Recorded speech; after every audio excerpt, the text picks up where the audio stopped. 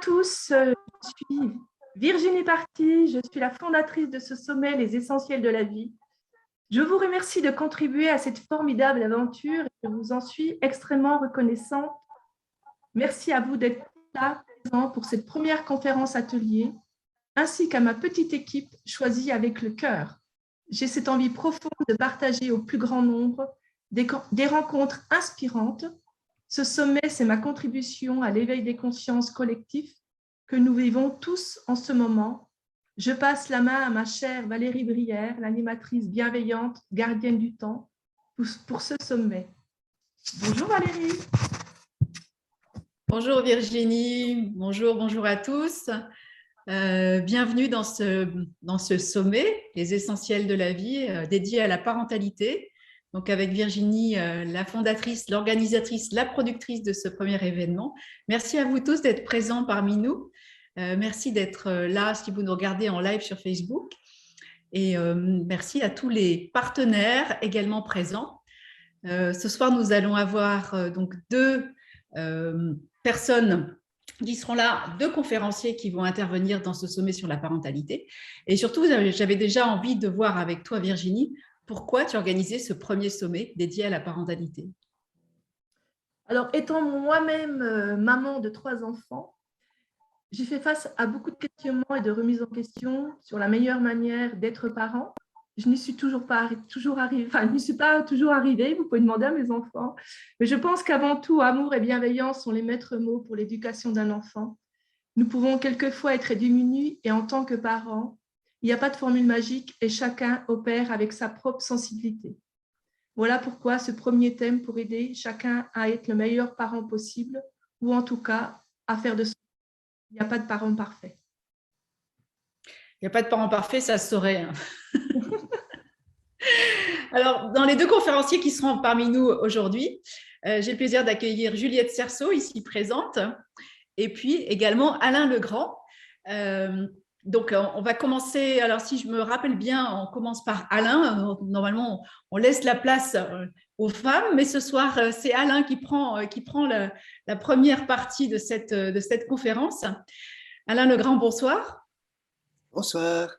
Ravi de te recevoir. Donc, Alain Legrand, tu es psychologue clinicien et tu vas nous parler ce soir de ton approche de la parentalité par tous les travaux que tu as effectués, sur lesquels tu as travaillé depuis de nombreuses années. Est-ce que tu peux te présenter déjà ? Eh bien voilà, donc Alain Legrand, psychologue clinicien, quasi 30 ans de carrière, où je me suis lancé immédiatement après l'université dans la vie active. Et voilà, donc c'est les 30 ans de, on va dire, de synthèse qui sont là jetés dans ces schémas, dans les explications simples, parce que moi j'aime la psychologie simple et les schémas simples. Si c'est trop mental, trop complexe, ça va commencer vite à m'embêter. Alors si ça m'embête moi, évidemment, ça embête les autres. Voilà pourquoi je veux faire du simple. C'est parfait. Alors, ce soir, tu vas nous parler de ce que tu fais, de ce que tu proposes et de ton accompagnement justement dans la parentalité. Tu vas avoir donc l'honneur de pouvoir parler pendant une vingtaine de minutes en mode descendant. Néanmoins, quand je dis descendant, c'est-à-dire que tu transmets ton savoir et tes connaissances. Néanmoins, si des questions arrivent sur le chat, on les partagera et on y répondra. De même, nous avons une équipe de choc avec nous pour cette première soirée de conférence. Et j'ai nommé donc Anne Delestan aux manettes pour la répartition en salle ensuite. Et puis également Juliane Poulain qui est de l'autre côté de l'Atlantique et à qui nous aide pour relayer les questions qui vont apparaître sur Facebook, parce qu'il y aura sans doute des gens qui seront connectés directement sur Facebook et qui ne pourront pas poser leurs questions en direct. Donc, Juliane nous relayera les questions. Et ensuite, on partira en salle où vous pourrez travailler en travaux dirigés, co-animés par les uns et les autres. Donc, ce soir, nous avons également, j'ai oublié de le mentionner, 6 partenaires qui seront présents et qui prendront également à l'entracte, on va dire 2 minutes, la parole pour présenter leurs activités respectives. Alain, je te laisse la parole pour 20 petites minutes et je suis gardienne du temps. Alors attention, c'est parti. Ok, merci, merci. Eh bien, chers parents de toute espèce, de tout poil et qui viennent de quatre coins de la galaxie, bonsoir, bonjour et bienvenue. Voilà, eh bien, pendant une vingtaine de minutes, je me propose de vous inviter à venir découvrir, allons à la découverte, des 12 formes de l'intelligence humaine. En quoi cela-t-il va nous aider dans les relations parents-enfants? Eh bien, nous devons bien l'admettre, et moi le premier, nous avons tous souffert d'incompréhension lorsque nous étions enfants, n'est-ce pas? On a tous des drames, des clashs familiaux où, par incompréhension, on s'est retrouvé mais vraiment choqué, traumatisé, triste, éperdu, rouge de colère, parce que la compréhension ne passait pas. Alors, il faut bien comprendre que nous venons d'un monde où soit on était intelligent, parce qu'on réussissait à l'école, soit on était bête, bête à bouffer du foin, comme on disait en insulte quand j'étais jeune. Avant, l'intelligence, c'était ça. Tu réussis à l'école, tu es intelligent. Tu réussis pas à l'école, tu es stupide et tu ne dois faire qu'un métier bassement manuel. Vous vous souvenez hein, de cette catégorisation? Et de là est émergé le fameux test du QI. Bah, le QI, bon, il a vécu des choses intéressantes, mais c'était pas terrible le QI. Pourquoi? Parce que ça disait que ceux qui réussissaient à l'école étaient intelligents et ceux qui ne réussissaient pas étaient bêtes. Bon, on va dépasser tout ça. Hein. Alors, heureusement, un chercheur dans les années 80 est venu dire « Oh, mais les intelligences, elles sont multiples. Il n'y a pas juste les gens intelligents et les gens bêtes. » Les intelligences multiples sont nées, bien sûr, avec le modèle de Gardner, 1985. Et puis, 30 ans plus tard, je me suis dit, mais bon sang de bois, ce modèle n'a toujours pas évolué. Quand même, on parle du saut d'espèce en pleine conscience basé sur les travaux de Sri Aurobindo. Vous savez, le plus grand poète de l'Inde. Vous savez, celui qui est aussi à l'origine de l'indépendance de l'Inde, Sri Aurobindo. Eh bien, ce monsieur-là, il nous a dit ouvertement, ben, l'homo sapiens sapiens, il doit évoluer, c'est son job. Si on est en bonne santé et qu'on jouit de toutes nos compétences et nos capacités, on entre dans un yoga intégral et la seule évolution évidente est d'évoluer. Voilà. Donc je me suis dit, tiens, comment est-ce qu'un psychologue clinicien pour enfants comme moi pourrait apporter sa pierre d'achoppement au modèle pour évoluer, voyez-vous. Alors, je me suis penché sur les 8 formes de l'intelligence multiple de Gardner. Et là, je me suis dit, non, non, il y a un truc qui cloche.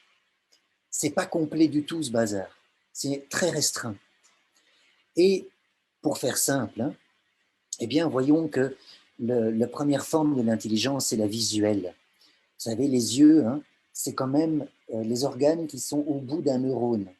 Donc, chez les humains comme chez le vivant, la vue est l'élément principal qui dit que soit c'est immobile, soit ça bouge, et si ça bouge, c'est peut-être agressif.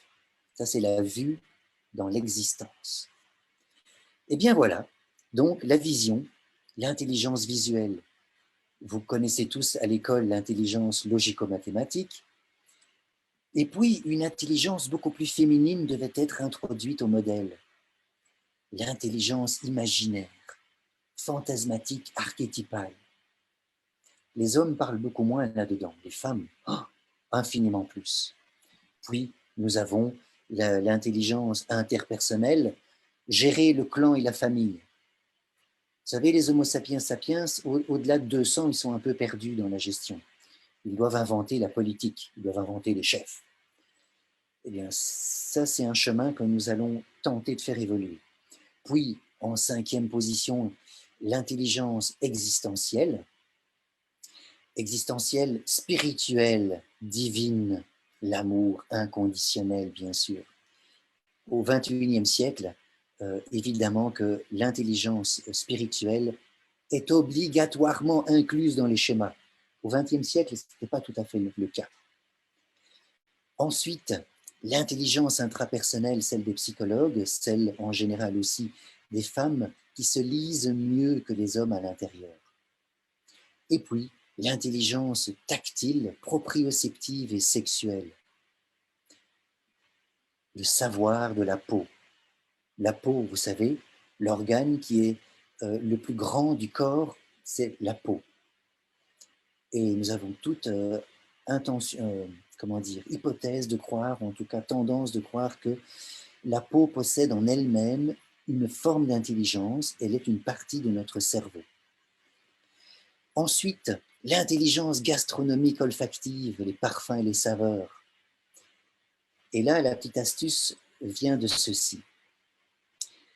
Lorsque j'étudiais le modèle, j'ai demandé à une enseignante qui promouvait le modèle de Garner, comment est-ce que tu catégorises la cuisson d'un poulet pour que le poulet soit croustillant et tendre à la fois pour les enfants à table, le conjoint et peut-être les grands-parents?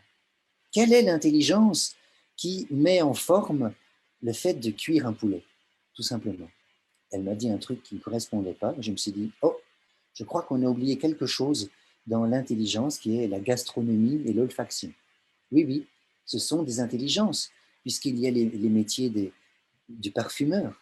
Les parfums sont un métier, sont une compétence, un lien social. Bam! La gastronomie est un excellent lien social. On invite pour faire plaisir, on invite aux cérémonies, aux mariages, aux enterrements. La gastronomie doit être présente dans l'humanité. Et avec tout ce que nous venons de vivre, nous venons de passer 2 ans affreuses où les formes de l'intelligence ont été mises à mal, je vous en parlerai un tout petit peu plus tard, nous devons renouer avec la gastronomie collective, le restaurant, les amis, la fête. Ensuite, l'intelligence kinesthésique, le corps et la motricité, bien sûr. Et puis, l'intelligence naturaliste, les gens qui se débrouillent extrêmement bien à l'extérieur, comme les jardiniers, les gardes forestiers et toute autre personne qui sait construire, les menuisiers, les charpentiers, les maçons, les terrassiers, les architectes aussi, bien sûr, ont la vision environnementale de leur ouvrage. Et si on va plus loin, les 2 dernières formes de l'intelligence, plus connues évidemment, l'audition, la vocale, la musicale. Que serait l'humanité sans le chant, la danse, la beauté de la musique? Et que serait la langue française, hello Véronique, sans la linguistique, la symbolique, le verbal? Voilà, chers amis, je vous dépeins déjà les 12 formes de l'intelligence qui, évidemment, si on ne les connaît pas, lorsqu'on est face à ses parents, lorsqu'on est face à ses enfants, et qu'on nie une partie du cadran, du schéma, eh ben, on risque de passer tout simplement à côté de la communication de ces moutards. Et les enfants risquent d'être vachement frustrés parce que, mais qu'est-ce qu'ils comprennent rien? C'est daron. L'expression d'aujourd'hui, hein, c'est les parents sont des darons. Donc, mais ils comprennent rien, les darons. Christian, j'ai envie de te poser une question par rapport à ces 12 formes de l'intelligence. On en possède combien? Tout un chacun, parce qu'on n'en a pas qu'une. Oh, merci Valérie. Alors, voilà, j'ai réalisé le petit test, je réponds par le petit test de démarrage dans Persona Gaia. Eh bien, on note avec le petit chiffre 1 dans les cercles les 3 à 5 formes qu'on utilise tout le temps. Et ça, en général, c'est facile, par une simple introspection de quelques minutes, on y arrive. Ensuite, avec un chiffre 2 dans les petits cercles, les 3 à 5 formes qu'on utilise moins souvent, parfois, à l'occasion. Et on s'en est sorti quand on l'a utilisé. Et puis, avec un petit 3, ce qu'on utilise rarement ou jamais, on se dit, quoi? L'intelligence naturaliste? De quoi tu parles? Moi, je vis en plein cœur de Paris, je ne comprends pas du tout de quoi tu parles. Ben voilà. Donc, à ce moment-là, on a déjà un premier canevas de « Oh, t'as vu? Mon gosse, lui, il a tout de suite mis qu'il était auditif et kinesthésique. Et moi, je lui parle tout le temps logico-mathématique et interpersonnel. »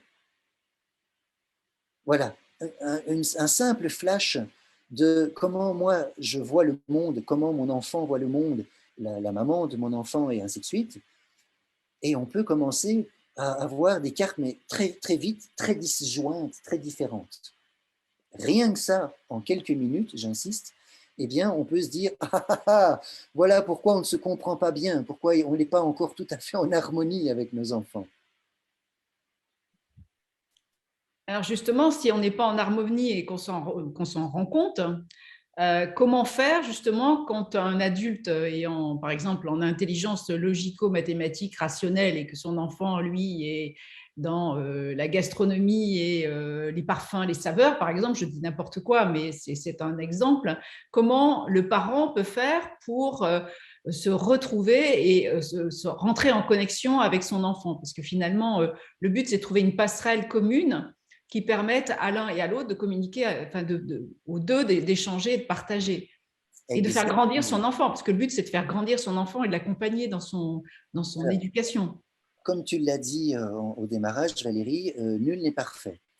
Et tout ceci sont des schémas, des GPS émotionnels, des poteaux indicateurs pour aller vers une amélioration de nos comportements pour qu'on puisse mieux se comprendre et mieux s'entendre. Nul n'est parfait. Donc, ceci sont des schémas pour nous guider.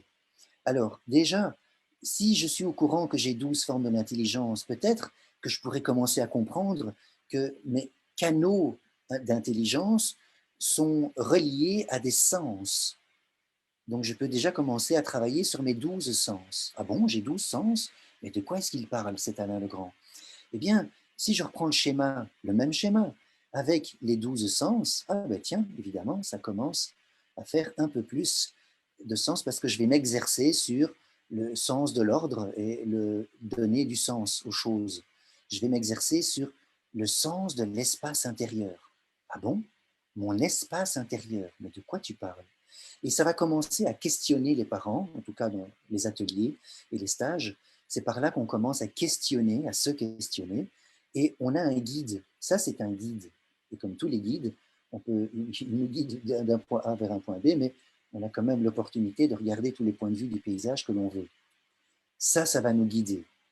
Et il y a des éléments qui vont vite me parler, et d'autres, je vais dire, je fais comment?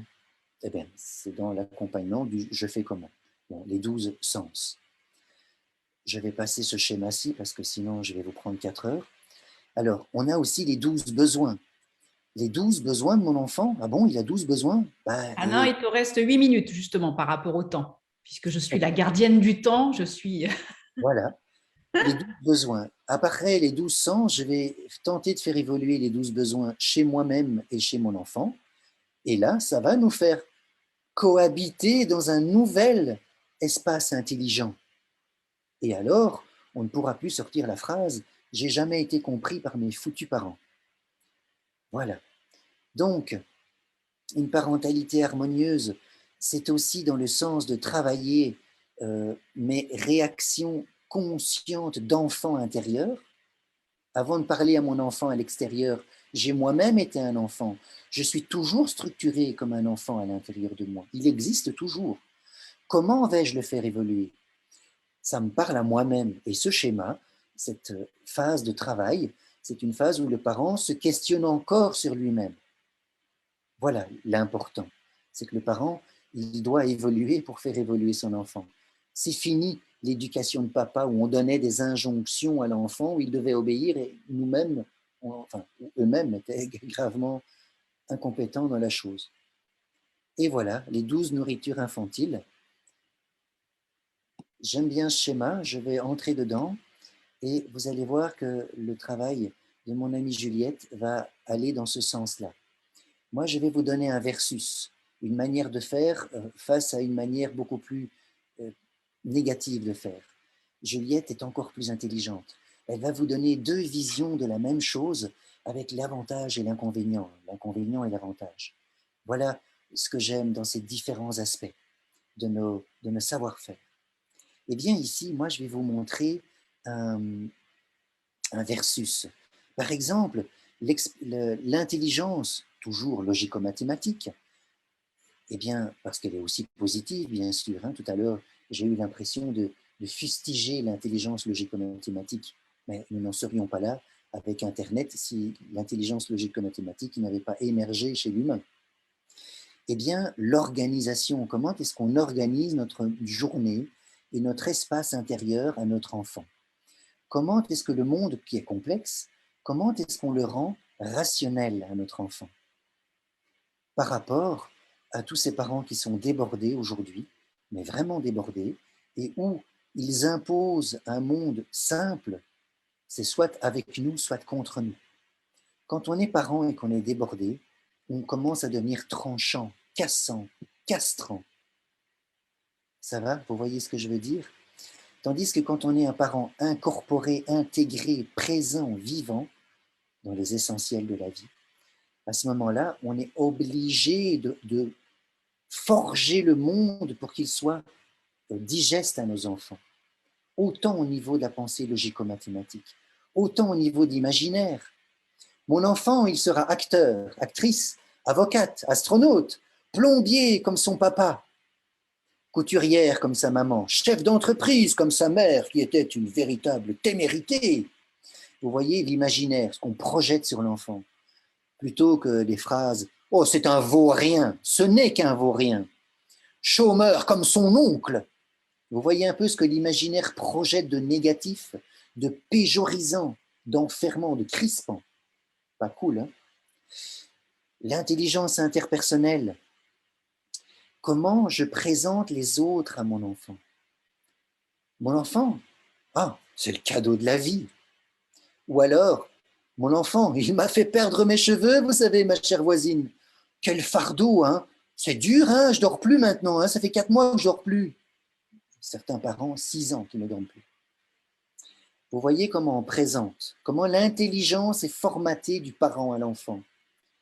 C'est cette projection d'intelligence avec laquelle nous enfermons les enfants. Ça va ce que je vous dis? Pas trop abscon? Merci Valérie. Non, non, là, c'est parfait. C'est clair. Eh bien, et à chaque fois, tu donnes le recto et le verso, c'est-à-dire que tu donnes le voilà. côté positif et le côté négatif d'une injonction, enfin pas d'une projection, comme tu dis. Tu as raison. La puissance amoureuse du parent et de l'enfant en font une injonction. Entre 0 et 6 ans, tout ce que nous montrons à nos enfants, que nous faisons sentir, est la pure vérité. Les enfants sont en totale hypnose entre 0 et 6 ans. Entre 6 ans et 12 ans, ils sont semi-suggestifs. Ils commencent à douter un peu de leurs vieux croutons de parents. Et après 12 ans, évidemment, hein, avec la jeunesse aujourd'hui, hein, la jeunesse terrible d'aujourd'hui, eh bien, ils nous remettent tout en question. Nous sommes à éjecter à partir de 12-13 ans. Nous en sommes là, hein, dans l'évolution humaine. Donc voilà, il y a tout un savoir. Je ne vais pas m'apesantir sur ce tableau, mais les 12 formes de l'intelligence sont transmises, soit en positif, soit en négatif, parfois les deux. Et donc, ces tableaux nous servent à nous guider. Qu'est-ce que je donne, qu'est-ce que je ne donne pas? Moi, je me place en termes de surplus ou manque, présence, absence. Voilà. Juliette vous proposera une autre logique tout à l'heure qui sera très complémentaire avec celle-ci. Voilà. Il reste 2 minutes, mon cher Alain. Donc, je me posais la question finalement pour toutes les personnes qui sont présentes ici sur ce Zoom avec nous et dans ce live. Est-ce que tu accepterais de mettre à disposition ce fameux, cette présentation succincte, enfin voilà, c'est ce tableau? Est-ce que c'est quelque chose que tu acceptes de partager? Est-ce que Bien, voilà, il y a... Je vous offre cordialement à tous les présents à ce live, tous ceux qui ont fait l'effort de vouloir découvrir, savoir et comprendre, se comprendre, parce que le métier de parent est juste extrêmement compliqué. Oui, parce qu'on fait chacun tous autant qu'on est, je pense. Nous faisons tous du mieux que l'on peut, avec qui l'on est, en fonction de notre passé aussi, de ce que l'on a vécu et de nos blessures émotionnelles et de ce que l'on a appris, de notre éducation. Donc, tous autant qu'on est, on fait du mieux que l'on peut, je pense, à l'instant T. Eh bien, pour remercier toutes les personnes présentes, je vais vous offrir l'ensemble du PDF avec tous les schémas et je suis à votre entière disposition pour vous faire évoluer le schmilblick, pour réaliser le saut d'espèce en pleine conscience. Alors voilà, pour terminer, je vous offre les 12 C, les 12 formes brimées par l'école des Homo sapiens sapiens. Et donc, les 12 chemins à prendre pour la nouvelle école, la nouvelle pédagogie à la maison aussi. La cohérence, la créativité, le choix, la compassion, la connexion, le contact, la chaleur, le courage, la confiance, la curiosité, le calme, et la clarté. Voilà. Merci à vous. Merci à toi, Alain. Un grand merci. Il y a plein de messages sur le chat de gens qui te remercient pour ce partage. Donc, merci infiniment, Alain, pour le partage de tes connaissances et de tout ce que tu as appris depuis de nombreuses années, que tu as étudié pour en faire ces magnifiques. Et j'ai le minuteur qui sonne. Et si je peux me permettre, Valérie, si chacun peut me mettre dans la discussion son adresse mail pour qu'on puisse envoyer tout ça à chacun d'entre vous. On vous en remercie. Oui, bien sûr, mettez votre adresse mail si vous voulez, bien sûr, dans le message. Normalement, de toute façon, Virginie, les personnes qui sont sur le Zoom, si je ne me trompe pas, elles sont là parce qu'elles ont le lien. Donc, théoriquement, normalement, on doit avoir leurs coordonnées. Est-ce qu'à l'autre bout du Québec, Juliane a des messages à nous relayer? Non, mais on a des beaux bonjours de part et d'autre, des salutations. Présentement, il y a des gens en ligne. Alors, on les a invités directement sur le Zoom. Alors, on va voir s'ils se joignent à nous. Donc, j'ai relayé directement le lien Zoom pour venir nous rejoindre. Mais sinon, ça va très bien. On a beaucoup de plaisir. Puis, tout fonctionne bien sur la page Facebook. Voilà. Ah, merci, merci, merci. On se croit comme à TF1. En direct des studios. En direct du Québec. Ouais. En direct du Québec.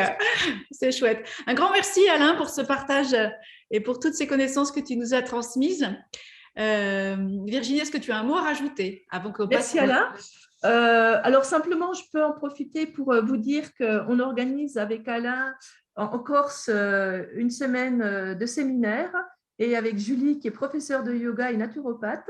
Donc, retrouvez toutes ces informations sur notre site internet. Je l'ai mis dans la discussion. Voilà. Donc, si ça vous intéresse, n'hésitez pas à venir auprès de moi pour avoir plus de renseignements. C'est parfait. Merci beaucoup. Alors, Virginie, si tu es OK avec la programmation, nous allons passer à une petite minute d'entracte, sauf s'il y a des questions. Avez-vous des questions avant qu'on passe à nos partenaires qui vont avoir chacune l'occasion de se présenter? Est-ce qu'il y a des questions dans le chat? Est-ce qu'il y a des questions? Il n'y a pas de questions chez toi, Juliane, sur la page Facebook? Non, mais j'ai reçu une adresse courriel, alors c'est très bien. On va pouvoir envoyer la formation d'Alain. Bon, c'est parfait, super, très bien. Un grand merci. Alors, je vais donner la parole maintenant à trois de nos partenaires qui sont présentes ici sur ce live. Et la première qui va prendre la parole, c'est Coralie Ferrari, pardon. Coralie, bonjour. Bonjour Valérie, merci. Ravie de t'avoir parmi nous ce soir. En tant que partenaire, nous sommes privilégiés de t'avoir. Donc, plutôt que de te présenter, je te laisse te présenter toi-même. Voilà, tu as 2 minutes pour te présenter et puis pour dire qui tu es, ce que tu fais. Voilà, okay. À toi la parole. Merci beaucoup Valérie. Alors, je suis vraiment heureuse d'être ici pour ce premier sommet des essentiels de la vie, pour débattre des relations avec nos enfants. Parce qu'en tant que maman, moi aussi, je suis toujours en remise en question. Alain, c'était super ce que tu as dit, parce que j'évolue tout le temps pour faire évoluer aussi ma fille, qui a 6 ans et demi. Alors, en tant que parent, en fait, on a souvent tendance à appréhender, à organiser, à planifier le après, alors qu'en fait, les enfants, ils vivent dans le moment présent. Et que le passé et le futur, en fait, ça a vraiment peu d'impact sur eux, parce que leur énergie, elle est concentrée sur le maintenant. Pardon. Et puis aussi, on n'a pas les mêmes besoins et les mêmes envies au même moment. Et du coup, nous, en tant que parents, souvent, se sent limités, comme si, en fait, notre enfant était un peu un frein à nos projets. Et alors, on se retrouve avec ce qu'on appelle des conflits de besoins. Qu'est-ce qu'ils font d'autres, nos enfants? Ben, ils appuient sur des boutons qui nous déclenchent, qui nous font péter des plombs, alors qu'on est déjà fatigué, on craque et ensuite on le regrette. Parce qu'en fait, nos enfants, ils sont là pour nous faire grandir, ils sont là en fait pour nous faire avancer sur nos propres comportements limitants et douloureux. Pourquoi? Ben, pour qu'on puisse mieux les accompagner dans leur vie et les aider à construire leur confiance. Alors, je suis sûre que ce soir, vous qui êtes là, vous allez trouver des réponses. Ce soir, je l'espère vraiment de tout cœur. Donc moi, je suis Coralie Ferrari. J'accompagne les mamans qui ont un rythme effréné à retrouver de la simplicité dans leurs relations, mais aussi dans leur organisation, pour qu'elles puissent ressentir du plaisir et de la fierté. Fières de leur parcours, fières de qui elles sont, pour pouvoir... en fait, elles vont apprendre à vivre dans le moment présent sans pression. Elles vont être libérées, elles vont être reposées, elles vont être détendues. Et ça, c'est vraiment magique pour pouvoir vivre en accord avec son plein potentiel et aider ses enfants à développer leur plein potentiel aussi. Voilà, donc je suis vraiment super heureuse et j'ai hâte de vous retrouver tout à l'heure pour le débat où vous pourrez poser toutes vos questions et on sera là pour répondre justement à vos questions les plus brûlantes. Voilà, Merci Valérie. beaucoup. Merci Coralie, c'est parfait, tu es dans les temps. Oh yeah. Tu maîtrises super. Bref, merci, un grand merci. Nous avons une deuxième partenaire qui est Caroline Viardot. Et Caroline, je te vois, voilà. Active ton micro. Bonsoir Caroline, ravie de te recevoir ici. Bonjour, bonjour à tous. Très heureuse d'être parmi vous aussi pour du coup ce premier sommet. Et c'est pareil, je te laisse la parole aussi pendant 2 minutes pour te présenter et que tu nous dises qui tu es, ce que tu fais et pourquoi tu es là ce soir. Ok, alors merci beaucoup. Alors moi je m'appelle Caroline Viardot, je suis une ancienne travailleuse sociale, donc j'ai été éducatrice spécialisée pendant plusieurs années où j'ai pu accompagner de nombreuses personnes sur leur chemin de vie et j'ai eu envie en fait de pouvoir aider les gens de manière différente parce que aussi les difficultés des institutions on fait ce métier par vocation et à un moment donné, le point institutionnel m'a donné envie d'aider les gens autrement. Donc, je me suis formée à la naturopathie. Suite à ça, du coup, ce qui est formidable avec la naturopathie, c'est qu'on accompagne les gens sur le plan holistique, donc de manière globale. Et j'ai senti qu'il me manquait quand même des outils pour travailler sur l'aspect émotionnel. Et donc, je me suis ensuite formée aux thérapies brèves, donc à la reprogrammation mentale rapide. Et je me suis spécialisée dans les addictions, peut-être liées à mon histoire familiale qui m'a donné envie de pouvoir initialement aider mon entourage familial. Et on se rend vite compte que nous ne pouvons pas aider... qu'on ne peut pas forcément aider notre père, notre mère, notre sœur, parce qu'il y a trop d'émotionnel entre nous. Mais du coup, ça m'a quand même donné envie de pouvoir accompagner des gens sur le chemin du mieux-être au niveau émotionnel. Et donc, je me suis vraiment spécialisée sur les addictions, tabac, alcool et médicaments, jeux aussi. Et je me rendais compte que je recevais aussi beaucoup de gens, beaucoup de couples. Et donc, je suis actuellement en formation pour me spécialiser dans l'accompagnement des couples.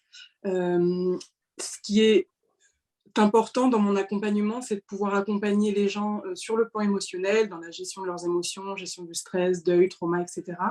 Mais aussi sur le plan de la santé, parce que tout est lié. Et vraiment, tout est... il est pour moi difficile d'accompagner que sur un aspect. En général, toutes les choses s'imbriquent. Et du coup, voilà, pour moi, j'arrive à pouvoir... accompagner vraiment les gens sur un point de vue global. C'est parfait, merci beaucoup. Merci beaucoup Caroline, merci infiniment. Virginie, bien sûr, je pense qu'on reprendra les coordonnées que ce soit Coralie, Caroline, dans le courriel de remerciement qui sera envoyé, j'imagine, à toutes les personnes présentes pour que vous puissiez prendre contact avec les unes et les autres, les uns et les autres, pour les cas où vous en auriez besoin. Je suppose que ce sera… mais tout est prévu. Voilà. Merci Valérie. Mais je préfère le redire. Et notre troisième partenaire, c'est un homme, l'homme à la casquette, notre marin d'eau chaude. J'ai nommé Monsieur Christian Hannet. À toi, mon cher Christian. Merci beaucoup Valérie. Oui, bien comme tu l'as dit, si j'ai une casquette, c'est parce que je suis skipper, c'est-à-dire le capitaine d'un voilier et aussi marin d'eau chaude. Alors, qu'est-ce qu'un marin d'eau chaude vient faire dans un sommet comme celui-ci? Eh bien, je suis papa de 2 enfants. Et là, je voudrais remercier aussi la maman de mes enfants, parce que je crois que c'est plutôt elle qui a vraiment aidé dans leur éducation. Moi, j'étais plutôt dans ma carrière professionnelle, donc c'est vrai que je n'ai pas toujours été présent. Mais en tout cas, mes 2 enfants sont bien actuellement. Donc, je crois que de ce côté-là, elle a quand même fait du bon boulot et c'était une belle réussite. Alors, moi, j'organise des croisières dans les îles grecques sur un voilier. Et ce sont des croisières à thème. Et l'un de mes thèmes, parfois, ce sont les croisières familiales. Donc, je reçois souvent des familles et aussi beaucoup des familles monoparentales. Ce sont beaucoup des mamans qui viennent avec leurs enfants passer une semaine de vacances. Et je me suis toujours demandé pourquoi c'était plus les mamans qui venaient avec leurs enfants que les papas, parce que quand même la voile, a priori, ce serait plutôt un truc de mec, comme on dit, que Mais j'ai remarqué, et puis après avec les feedbacks qu'on me donnait, que quand même, ça permettait vraiment aux parents le fait de vivre une semaine avec leur enfant 24 heures sur 24, ça reliait certains liens et ça faisait qu'ils se connaissaient mutuellement beaucoup mieux, disons, après la croisière qu'avant. Donc, voilà, je voulais vraiment participer à ce sommet parce que c'est un sujet qui me tient à cœur. Et comme je le disais dans une petite vidéo, les enfants, c'est quand même l'avenir, c'est quand même eux qui vont devoir trouver des solutions pour notre belle planète, même si certains veulent encore nous faire croire que notre futur n'a pas d'avenir.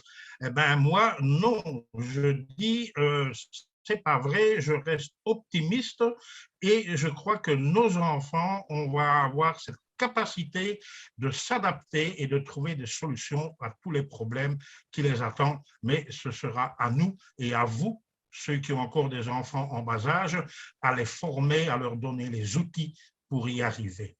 Voilà, je vous remercie de m'avoir écouté et je serai très heureux de vous avoir un jour, de vous accueillir à bord de mon catamaran en Grèce. Avec un immense plaisir, Christian, pardon.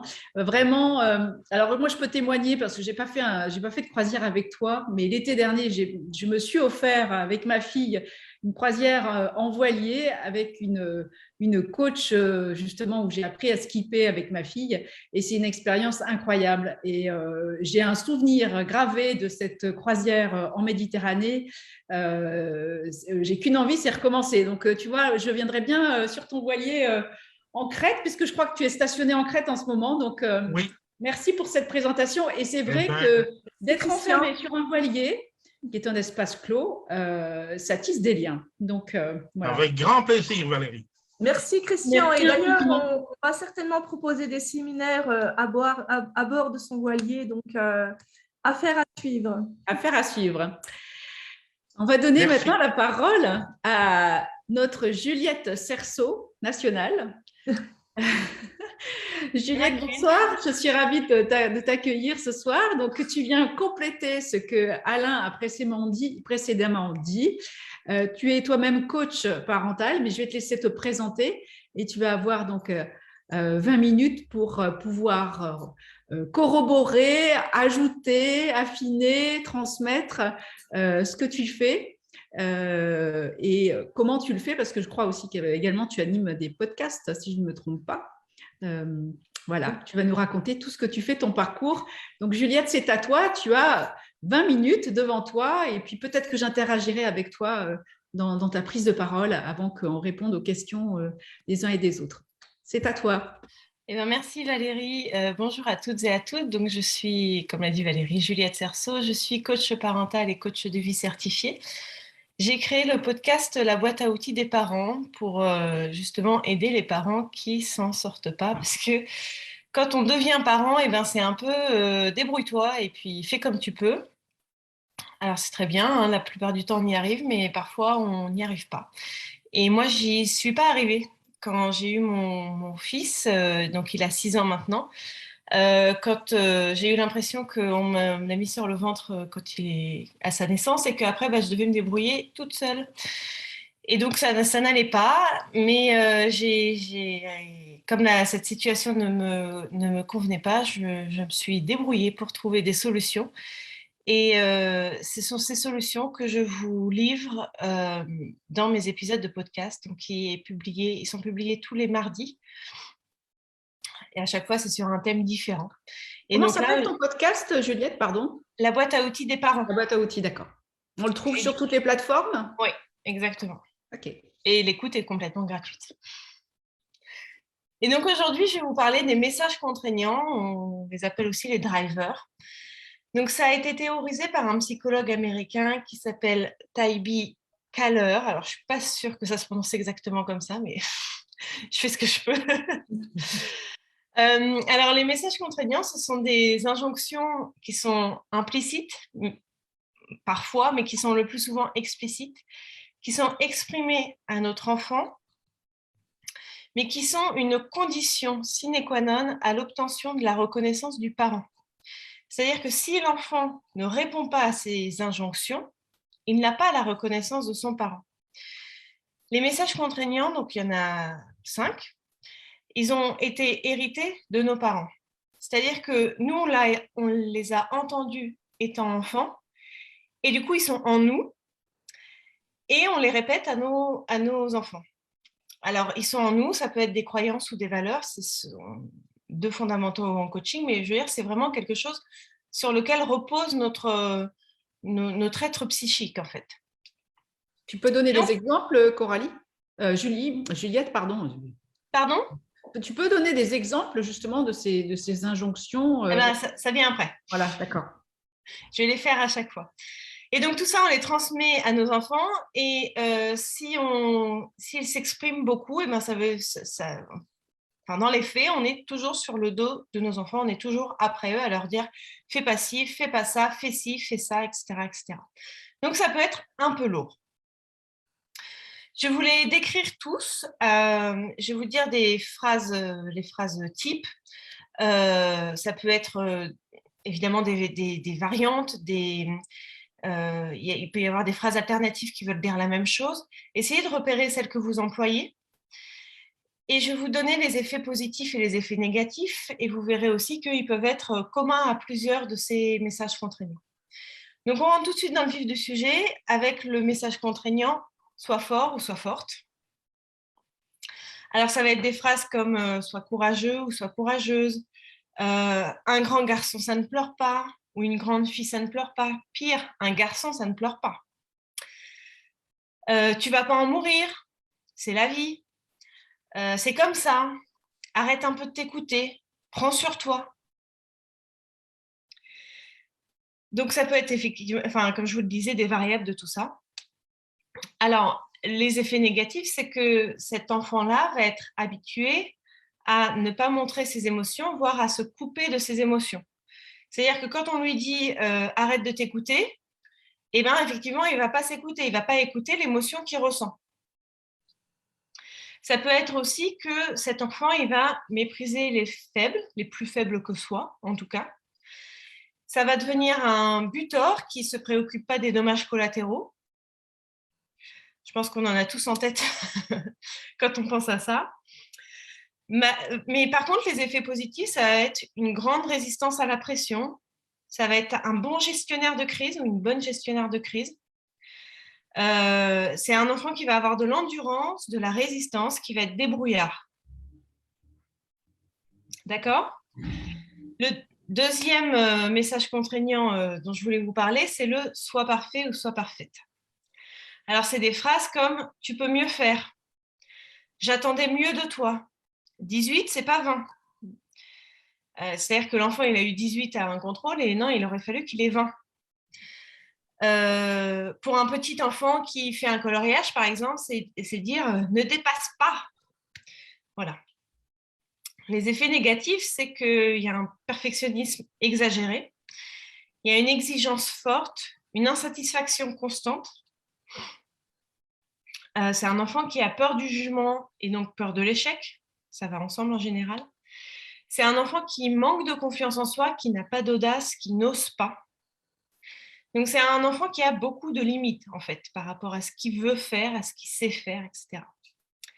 Mais les effets positifs, c'est une grande capacité de travail, puisqu'il va toujours faire mieux pour être plus parfait ou parfaite. Un grand sérieux, de la persévérance, de l'envie de bien faire et une volonté à faire les choses. Le troisième message contraignant, c'est « fais plaisir ». Alors là, c'est tout simplement des phrases comme « fais plaisir à maman »,« fais plaisir à papa »,« à mamie »,« à tata », à qui vous voulez, en fait. C'est « tu me fais vraiment de la peine ».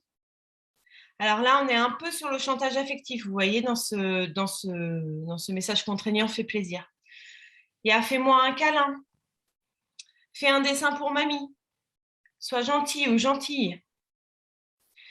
Les effets négatifs, c'est une incapacité à dire non ou stop, qui est pourtant une compétence clé à acquérir étant enfant pour l'exercer en tant qu'adulte. Combien d'adultes n'arrivent pas à dire non? Combien d'adultes n'arrivent pas à dire stop? Peut-être vous d'ailleurs. Il y a la peur de décevoir. Et on est dans la séduction, dans la culpabilité. On s'oublie puisqu'on fait passer les autres avant soi. Et les effets positifs, par contre, c'est on est tourné vers les autres, en fait, puisqu'on n'est pas tourné vers soi. Donc, on a beaucoup d'altruisme, d'écoute, de l'empathie, de l'engagement. Le quatrième, c'est « dépêche-toi ».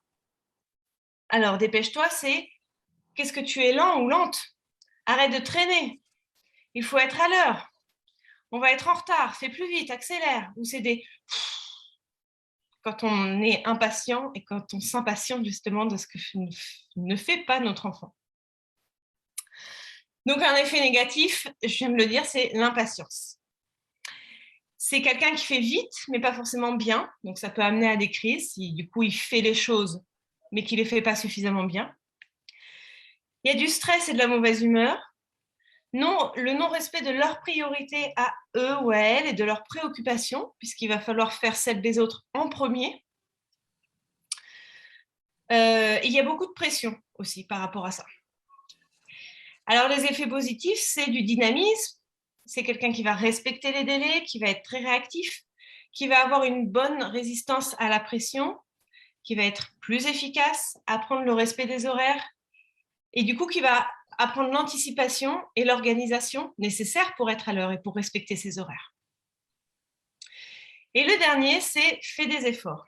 Alors, fais des efforts, c'est « on n'a rien sans rien »,« tu ne travailles pas assez »,« donne-toi un peu de mal »,« applique-toi ». C'est comme ça qu'il faut faire.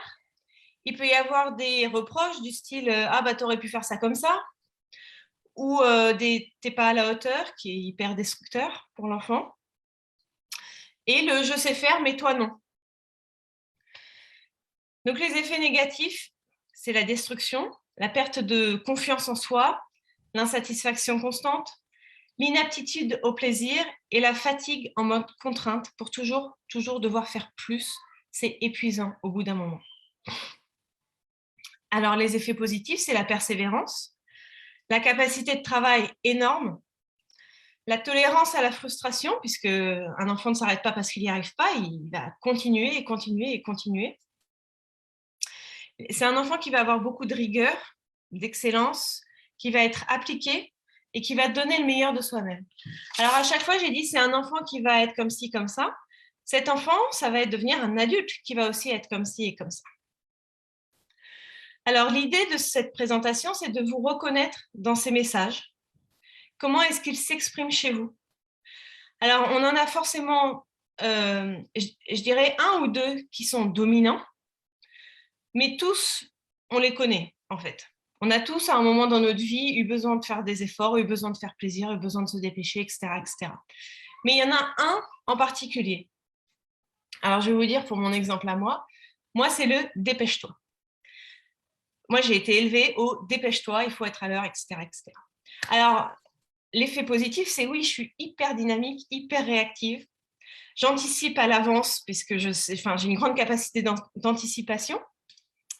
Donc ça, c'est des qualités, d'après moi. Je précise que ce qui est qualité ou ce qui est défaut, c'est vraiment très subjectif, parce que peut-être que pour vous, ça va être ce qui pour moi va être une qualité, peut-être que pour vous, ça va être un défaut et vice-versa. Mais ce qu'il y a, c'est que je suis hyper impatiente. Et ça, je me bats un peu tous les jours contre ça, parce que c'est en moi, et à chaque fois, j'essaye d'être plus patiente. Donc, il faut mettre ça en équilibre. Est-ce que le fait d'être réactive, dynamique, anticipée, organisée, etc., est-ce que ça vaut le coup d'être aussi impatiente? Vous voyez? Et le truc, c'est que je transmets à mes enfants. Moi, j'ai des enfants qui ont 6 et 3 ans, donc autant vous dire qu'ils ne sont pas du tout dans le même rythme que moi. Mais alors, pas du tout. Comme l'a dit, je crois que c'était Coralie, eux, ils sont dans le ici et maintenant, et le futur ou le passé, ils n'en ont rien à faire. Donc, être à l'heure pour aller quelque part, eh ben, ils n'en ont rien à faire. Eux, ils sont en train de vivre leur expérience présente. Et du coup, si je suis là toujours à leur dire « dépêche-toi, fais ci, fais ça », mets tes chaussures, habille-toi, etc., etc., eh bien, je les coupe de leur expérience présente dont ils ont pourtant besoin pour se développer, pour apprendre, pour faire des expériences. Donc, j'essaye de me limiter dans ces messages contraignants. Et justement, comment on fait? Parce que l'idée, c'est de savoir lesquels on a, c'est de savoir comment ils s'expriment chez nous, quelles phrases on dit, quelles phrases on répète inlassablement, et en quoi c'est un problème de faire tout ça. S'il n'y a pas de problème, on ne touche à rien. En coaching, c'est une règle. Si la situation nous convient, on la garde. Si elle ne nous convient pas, on la change. Alors, réfléchissez à en quoi c'est un problème pour vous d'avoir ces messages contraignants et de les transmettre à vos enfants. Et pour vous, d'ailleurs, quelle est la pression que vous vous infligez par rapport à ces messages contraignants avec lesquels vous avez été élevés et qui sont en vous? Moi, je vous ai parlé de ma grande impatience. Moi, j'en ai marre d'être impatiente. Et puis surtout, qu'est-ce que vous voulez transmettre à vos enfants? Parce que vous pouvez encore agir là, dans la transmission aux enfants. Et donc, pour conclure ce petit exposé, qu'est-ce que vous voulez garder et de quoi vous voulez vous débarrasser? Parce que être à l'heure, pour moi, c'est important. Être à l'heure à l'école, par exemple, être à l'heure à un rendez-vous. Pour moi, c'est important, c'est quelque chose que je veux transmettre à mes enfants. Mais l'impatience, je ne veux pas la transmettre. Donc, il faut se moduler. Tout est question de subtilité, en fait. Parce que je vous parle du message contraignant « dépêche-toi », mais c'est pareil avec tous les autres. Je vous parle de celui-là puisque c'est celui que je connais le mieux. Mais voilà, c'est pareil avec tous les autres. Le tout, c'est d'être un peu plus subtil par rapport à tout ça. Donc, à vous de jouer. Réfléchissez à tout ça. Qu'est-ce que vous voulez garder? Enfin, déjà, quel message contraignant vous avez? Comment il s'exprime? En quoi est-ce un problème pour vous? Qu'est-ce que vous voulez garder et de quoi vous voulez vous débarrasser? Merci beaucoup, Juliette. Merci pour cette présentation très, très intéressante. Alors, moi, je me suis reconnue dans un. Dans lequel? Fait plaisir, ce qui fait que je me suis toujours fait passer après les autres. Donc, oui, très, très intéressant. Ouais. C'est assez étonnant sur qu'est-ce que ça donne derrière, et avec toutes les qualités qui s'en suivent derrière, mais aussi effectivement les contraintes qui sont liées à à cette injonction. Enfin, j'appelle ça une injonction, moi, mais en tout cas, bravo. Il y a Christian qui lève la main et qui veut poser une question. Donc, je pense qu'on peut passer à 2-3 questions. Il y a Véronique qui posait une question. Ah, j'ai pas vu. Oui, et alors, Juliette, elle a oublié de dire qu'elle également, elle a des documents à vous donner, tout ce qu'elle vient de vous dire, elle va les envoyer en documents. Donc, voilà. Donc, je pense que c'est peut-être pas la peine qu'on recite à nouveau, parce que c'était Véronique qui demandait les 5 types de phrases assassines. Donc, je pense que voilà, elles y seront dedans. Oui, j'avais pas vu la question, pardon. Oui, j'avais mon téléphone, mon maître du temps était devant les questions et j'ai pas vu la question. Et j'en profite également donc, pour dire qu'il y aura également un séminaire qui est organisé avec Juliette Cerceau. C'est 2 jours en Savoie, un vendredi et un samedi. Ce sera les 22 et 23 avril. On peut venir la veille et on peut repartir le lendemain. Voilà, dans un magnifique chalet tout en bois. Vous pouvez retrouver également les informations sur notre site. Et peut-être préciser qu'à ce séminaire, je vous parlerai de l'obéissance ou plutôt la désobéissance de vos enfants, l'autorité que vous avez et comment faire en sorte que justement ils obéissent facilement. Voilà. Un programme. Merci pour ce partage. En tout cas, c'était très riche, très, très intéressant. Merci pour ces 5, moi j'appelle ça des injonctions, ou c'est pas des injonctions, c'est des phrases contraires. Tu appelles ça comment des messages contraignants. Mais injonction, ça marche aussi. Hein. Voilà. Il y a Christian qui lève la main depuis tout à l'heure. Je crois qu'il aimerait bien poser une question. Vas-y, Christian. Oui, c'est très intéressant tout ça. Moi, c'est vrai que mes enfants, maintenant, ils sont déjà grands. Donc, ils ont 33 et 30 ans, je crois. Oui, ça doit être ça. Enfin, voilà, ils sont là-dedans. Mais Juliette, je me suis reconnu évidemment dans ce que tu as dit. Moi aussi, dans mon enfance, j'ai eu plein d'injonctions de ce type-là. Mais ce que je retiens quand même dans tout ça, c'est que pour toutes les injonctions, il y a toujours le côté positif et le côté négatif. Donc, de toute façon, l'enfant, après, quand il va devenir adulte, il va en retirer ce qui est bon pour lui. Et il sera, voilà. Donc, ce que je trouve, voilà, c'est que d'un côté, tu as l'air de présenter ça d'une manière négative ou péjorative, alors que tout compte fait, moi je vois ça d'une manière positive, parce que l'enfant, quoi qu'on lui dise, pour finir, il peut toujours en retirer l'avantage ou voilà, il y a l'inconvénient, mais il peut toujours en retirer le positif, la partie qui va lui servir. Oui, alors ce n'est pas forcément positif ou négatif. Enfin, je ne présente pas les choses forcément de façon péjorative. Ce que je veux faire là, c'est vous expliquer tout ça pour que vous en ayez conscience dans votre rôle de parent et que vous ayez conscience que vous transmettez certaines choses à vos parents, à vos enfants, je veux dire. Effectivement, si vous cherchez des qualités comme le gestionnaire de crise, eh ben, développez le message contraignant correspondant. Mais ayez en tête qu'il y a forcément un aspect négatif à tout aspect positif que vous allez avoir. C'est ça l'idée. Oui, comme dans tout dans la vie, voilà, il y a les deux côtés de la médaille. Mais maintenant, moi aussi, je trouve que l'enfant, après, il va avoir sa vie à lui. Donc, c'est peut-être pas à nous, parents, bon, maintenant je suis peut-être en dehors de ça, de décider ce qu'on veut lui donner. On ne sait pas ce qu'il aura besoin plus tard. Donc, bien sûr. Mais ce qu'il y a, c'est que, en fait, ce qu'on transmet à nos enfants ne le décident pas, n'est-ce pas? Puisque ils ne sont pas du tout en capacité intellectuelle de le décider, évidemment. Mais ce qu'il y a, c'est que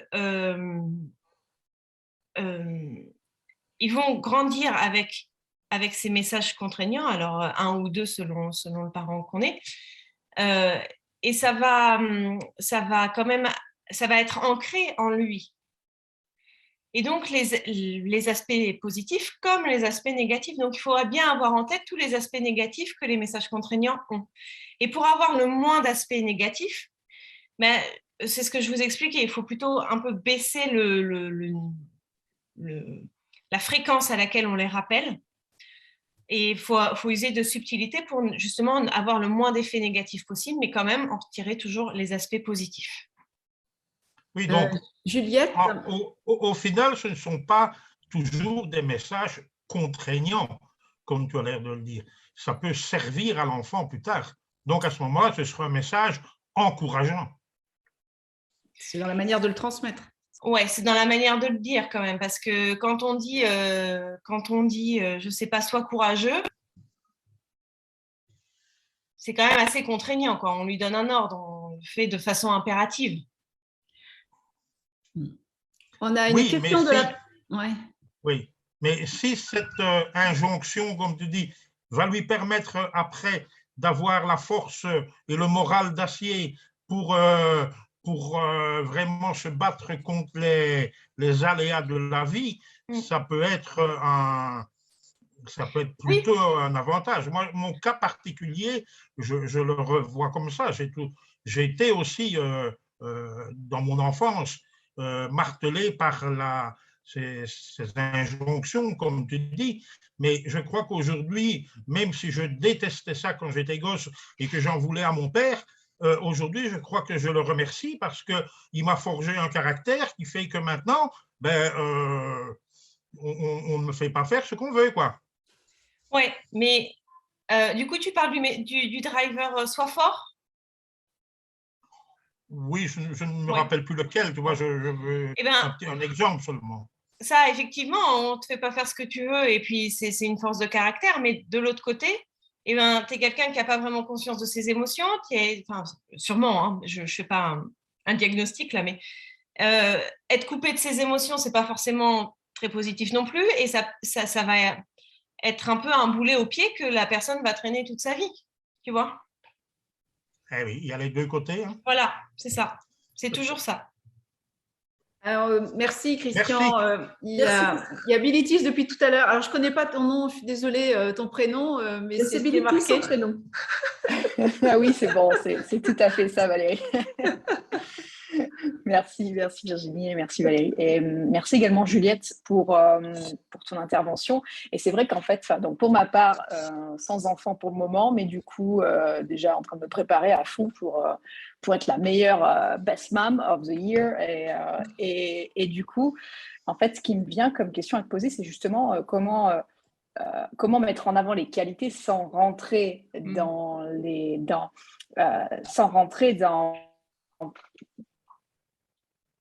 les points négatifs qui peuvent être influencés. Donc, comme tu le disais, c'était sur la fréquence. Donc, comment éviter de rentrer dans ce jeu-là? Je t'écoute, on t'écoute. Alors, déjà, c'est bien que tu te prépares à être la meilleure mère du monde, mais sache qu'elle n'existe pas. C'est pas grave. La mère parfaite n'existe pas. On cherche juste à être une mère suffisamment bonne et je pense que du coup, on y arrive toutes et un père suffisamment bon et ils y arrivent tous. Faut faire attention avec le soi parfaite, hein. Je sais pas si tu te reconnais. Oui, mais carrément. Voilà. Oui, moi, du coup, j'ai pu faire mon analyse. Hein. Voilà. J'ai invité mes parents à venir, mais ils n'ont pas voulu là. Tu leur enverras le petit récap qu'on vous transmettra. Donc, comment faire pour garder le positif sans avoir trop d'effets négatifs? Eh ben, c'est plusieurs choses. C'est la façon dont on exprime. Quand on dit t'arrêtes de traîner là, c'est pas pareil que allez, va un peu plus vite. Tu vois, c'est un peu la subtilité dans le ton, dans la façon dont on prononce les choses, etc. Et aussi, c'est sur la fréquence. Parce qu'il y a des fois, effectivement, il faut être à l'heure. Il n'y a pas le choix. On a un rendez-vous chez un médecin ou quoi que ce soit, il faut être à l'heure. Il y a des fois, je ne sais pas, par exemple, pour aller au parc, oui, on a envie d'y aller le plus vite possible parce que voilà, on a décidé. Mais bon, il n'y a pas vraiment d'urgence, quoi. Donc, il faut temporiser et rendre la chose un peu plus subtile. Alors, je prends toujours le driver dépêche-toi, mais c'est pareil avec tout. Pour prendre le soi parfaite, il y a des fois où il faut faire un travail qui est parfait parce que c'est pour telle occasion, etc., etc. Et des fois, on peut juste faire un brouillon, en fait. Et ça suffira. Et il y a des fois aussi où ou quand on n'a pas besoin de faire un truc vraiment parfait, ben, on peut se laisser aller un peu à découvrir quelles sont nos capacités, à oser en fait, à faire preuve un peu d'audace pour faire des choses un peu différentes. Voilà. Ok, entendu, je comprends. J'ai répondu à ta question? Oui, je comprends. Ouais, le dosage et que ça soit approprié au moment, quoi. C'est ça. Et en fait, à chaque fois aussi qu'on emploie un message contraignant, ben, juste le repérer et savoir, enfin, regarder s'il a été vraiment approprié ou pas, en fait. Si on aurait pu le moduler, si on aurait pu peut-être ne pas le dire ou le dire différemment, etc. Ok, entendu. Ouais, puis en même temps, ça peut être aussi en fin de journée de faire un récap en tant que parent, enfin, comme on fait autant pour soi que son environnement, en fait, de quels éléments ont été déclencheurs, qu'est-ce que je peux améliorer, Voilà, qu'est-ce qui était bien. exactement. Okay. Je Exactement. comprends. Merci. Pour le dépêche-toi, par exemple, ça va être de se préparer un peu plus tôt. Voilà, c'est des adaptations qu'on peut faire au quotidien et qui du coup, va empêcher d'avoir ce message contraignant. Voilà. Merci. Il y a Christophe tout à l'heure qui levait la main. Je ne sais pas si Christophe, tu veux toujours poser ta question ou pas? C'était plus à gérer un partage. Bon, effectivement, je suis comme BT, moi, je sois parfait, il est XXL. Et c'est vrai que le fait de connaître ce driver fait que d'un coup, ça change sa vie. C'est-à-dire que, en fait, le terme message contraignant, c'est plutôt dans le sens, moi je le prends, il est contraignant dans le sens qu'il n'est pas à notre conscience. Mais quand on l'apporte à notre conscience, il est là, on sait, puis on dit d'un coup, ah, c'est peut-être pas le moment de s'amuser à diminuer, c'est pas une police de 0,5 points, alors qu'à 12, il est très bien comme ça, par exemple, comme type de perfection. Et du coup, en le sachant, on change même nous-mêmes de la façon dont on se comporte. On s'en amuse même. Moi, des fois, je m'en amuse, hein, parce que c'est quand on voit à quel point ça peut être parfois ubuesque, comme on se comporte, c'est assez amusant. Et puis, au niveau du coup du message aux enfants, effectivement, dans le Sois parfait, c'est le fameux tu aurais pu faire plus. Et je pense qu'il y a, je le vois, parce que moi je l'ai eu à titre personnel, c'est ne pas comparer l'enfant à quelque chose, à quelqu'un d'autre ou à une autre situation. Et donc, du coup, ok, tu as fait ça, c'est bien, c'est super. Et pour le reste, on laisse faire. Ou si c'est bien qu'on aurait espéré, et essayer de comprendre pourquoi ça n'a pas été à notre hauteur à nous, mais sans faire de comparaison. Parce que je pense que là, le côté assassin, c'est quand on compare avec un autre événement ou une autre personne. Je ne sais pas si Juliette, si tu confirmes. Oui, complètement, parce que la comparaison est destructrice. Et par exemple, j'en parle beaucoup dans un épisode qui s'appelle pour des relations frères et sœurs apaisées. Quand on compare deux membres d'une même fratrie, alors là, c'est pire que tout. Parce qu'on va comparer un grand frère avec sa petite sœur, par exemple. Par exemple, la petite sœur, elle va ranger les chaussures. Ah bah, ta petite sœur, elle y arrive, pourquoi toi, tu le fais pas, quoi? Ah non, faut vraiment éviter parce que ça va créer de la jalousie entre les deux. Et après, ne vous demandez pas pourquoi vos enfants ne s'entendent pas. Vous avez une partie de la réponse. Merci Juliette, merci Christophe pour ce partage. Laetitia avait envie d'intervenir. Et puis il y a Afef aussi qui avait posé une question, il faudra y répondre. Oui, merci Valérie de me donner la parole. Merci aussi à Juliette pour son intervention. Je me suis beaucoup reconnue en tant que maman de 2 enfants, dont une adolescente, ce qui n'est pas une mince affaire.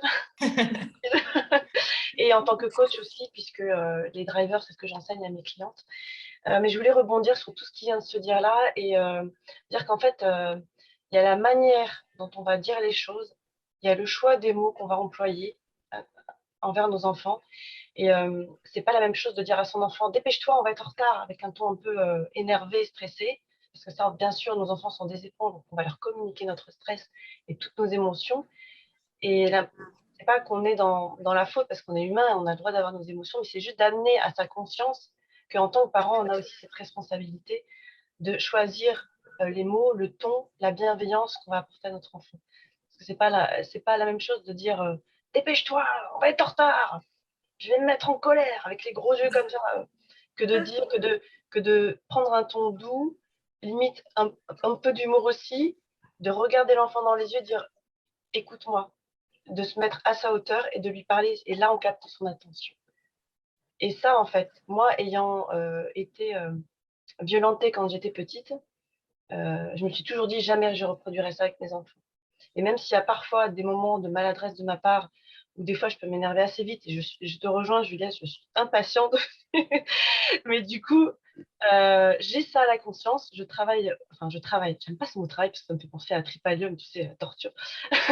Non, je crois chaque jour, on est dans la croissance personnelle et toujours d'amener cette meilleure version de nous-mêmes, non pas pour être parfait, mais pour juste faire briller qui on est en essence et qui on a envie d'être pour nos enfants, et puis de leur apporter cette paix aussi et cette valeur. Et moi, ça m'arrive souvent de dire à mes enfants qu'ils sont de belles personnes. Et ça, c'est super important. Exactement. Et effectivement, il y a plusieurs solutions hein, quand on est en retard pour aller n'importe où, par exemple. Si on continue sur l'exemple de Dépêche-toi que tu as aussi cité, c'est de crier, de râler, etc. Ou c'est de prendre l'enfant un peu brusquement, de lui mettre ses chaussures, son manteau, hop, et voilà. Et ça, en fait, on s'interroge sur le parent qu'on a envie d'être aussi. Et c'est un peu la mission que je me suis confiée moi-même. Bon, ça va. C'est que les parents avec qui je travaille ou qui écoutent mon podcast aient une parentalité consciente, c'est-à-dire qu'ils font les choses en toute conscience, en fait, en sachant pourquoi ils font ça, pourquoi ils font pas ça, et aussi en se donnant le droit à l'erreur, comme tu l'as dit. Les jours sont pas tous foutus pareil, on peut être fatigué, on peut être contrarié, etc. Et puis à un moment, on va être brusque, on va dire des choses qu'on regrettera, etc. Mais il faut se laisser le droit de le faire et l'accueillir quand ça nous arrive. Oui, et puis dire à nos enfants aussi, leur exprimer nos émotions pour leur montrer de l'exemple que aujourd'hui, je suis fatiguée, je suis désolée, je me suis un peu emportée, excusez-moi. Et de se donner le droit à l'erreur pour le leur donner aussi, ça c'est aussi une compétence clé à acquérir. Ouais, je vois les cœurs de Ditis. Merci Laetitia pour ce témoignage et merci Juliette. Il y a Virginie qui voulait poser une question, mais avant, si tu permets Virginie, il y a Afef qui demande est-ce que le fait de poser un cadre, un pacte entre la famille peut permettre à chacun de s'exprimer et de se connaître? Alors, un cadre, comment ça? Afef, soit tu prends le micro, soit tu écris. Je ne sais pas si, parce qu'on n'a pas de son, pas d'image, donc je ne sais pas si Afef est encore là. Si, il a le micro pourtant. Bon, je ne sais pas, mais écoute. Voilà. Oui, bonjour. Vous m'entendez? Bonjour. Merci à tous, merci. Un superbe Zoom, je suis super contente. J'ai été invitée par Caroline. Merci beaucoup, Caroline. Super. Donc, alors en fait, quand je parle de pacte, en fait, c'est un planning, c'est-à-dire c'était par rapport à ça. Est-ce qu'on peut, par exemple, se poser avec les enfants, leur demander quelles règles ils aimeraient qu'elles soient, quelles règles aimeraient-ils qu'elles soient pratiquées, comment on pourrait parler avec eux, c'est-à-dire par exemple s'il y en a un qui est très lent, comment il voudrait que sa maman ou son papa puisse s'exprimer avec lui, quels mots il emploierait. Et puis à partir de là, ou par exemple l'histoire du téléphone avec les ados, l'iPhone, voilà, si tu arrives avec ton téléphone, dans le salon, on rappelle la règle, oui. Est-ce que tu te rappelles qu'il était convenu que tu laisses ton téléphone en dehors du salon pendant 1 heure, le temps du repas, etc. Est-ce que ça pourrait marcher? Mais ça marche carrément. C'est une super idée. Je vous encourage à le faire, mais fois 100 000. En fait, poser un cadre, c'est exactement ce que vous avez dit, c'est discuter avec les enfants et avec les 2 parents, si c'est possible, de savoir quelles règles on met en place, à quel moment. Donc, par exemple, pour le téléphone, en fait, c'est discuter avec votre ado de son utilisation du téléphone, est-ce que c'est plutôt dans la chambre, est-ce que c'est plutôt dans le salon, Moi, je dirais que c'est plutôt dans le salon et plutôt pas dans la chambre. Ce serait plutôt l'inverse pour qu'il soit quand même en lien avec vous et avec ce qui se passe dans la famille autour de lui, ou d'elle d'ailleurs. Mais effectivement, quand il y a et quand la règle n'est pas respectée, eh ben vous la rappelez. Alors le mieux, c'est d'avoir un truc placardé dans votre salon. Alors pour la déco, on repassera. Vous pouvez la mettre dans la cuisine, peut-être, je sais pas. Moi, c'est dans le salon. Et d'écrire les règles pour dire, bah voilà, là, t'as pas respecté la règle, alors que la règle, elle est là. Et l'inverse, si vous donnez des permissions et que la situation se passe dans laquelle vous n'avez pas donné la permission, votre enfant, il ira vous dire, non, là, il y avait marqué, j'ai le droit à ça. Donc ça, oui, c'est vraiment idéal. Et puis, de toute façon, discuter avec son enfant sur des situations qui sont passées pour savoir comment les améliorer dans le futur, ça, c'est vraiment la chose à faire. Donc oui, faites-le. Merci. Merci infiniment.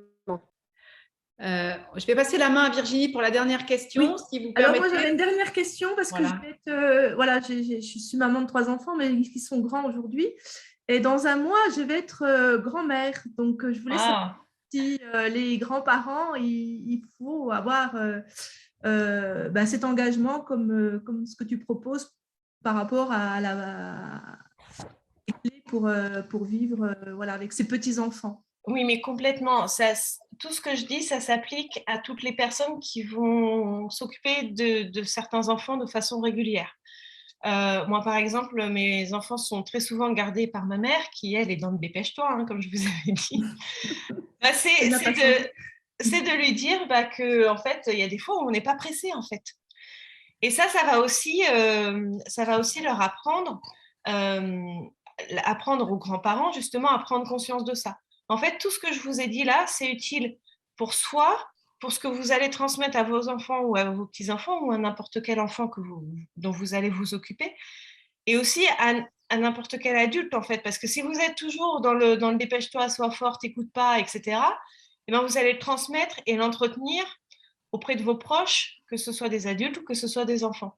Donc oui, carrément, Virginie, tu peux t'en servir pour ta petite fille. Je crois que c'est une petite fille qui va bientôt naître. Je sais pas, on ne sait pas. Mince. J'avais cru comprendre ça, excuse-moi. Donc voilà, oui, bien sûr, tu peux t'en servir.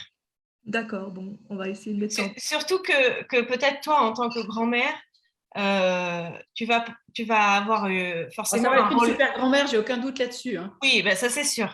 Mais tu vas forcément avoir un rôle un peu différent parce que tu vas pas être dans les obligations de respecter des horaires, d'avoir des bonnes notes à l'école, etc.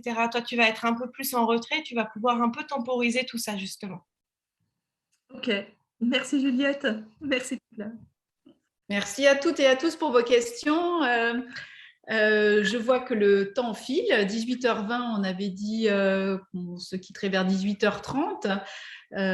Virginie, tu me diras si c'est toujours le cas ou pas. Voilà. Mais je sais que le timing est un petit peu… Mais je voudrais donner la parole maintenant à nos 3 autres partenaires pour qu'elles puissent s'exprimer et donner chacune une petite présentation de qui elles sont. Alors, la première qui va s'exprimer, c'est Muriel de Pau. Muriel, bonsoir. Bonsoir à tous, bonsoir tout le monde. Écoutez, je suis… Alors, voilà, je te laisse la parole. Tu as tes 2 minutes, comme tout le monde.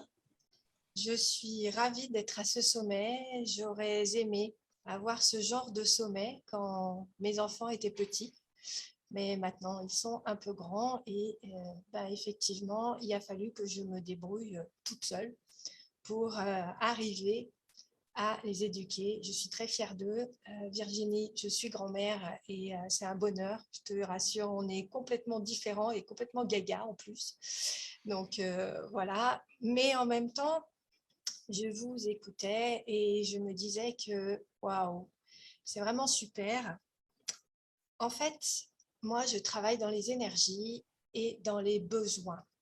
Et les besoins de chacun, en fait, avec toutes ces injonctions qu'on a eues étant gamin, toutes ces contraignants, eh bien, en fait, nous avons engrammé en nous que nous devions d'abord nous occuper des besoins des autres et pas des nôtres, notamment nous, les femmes.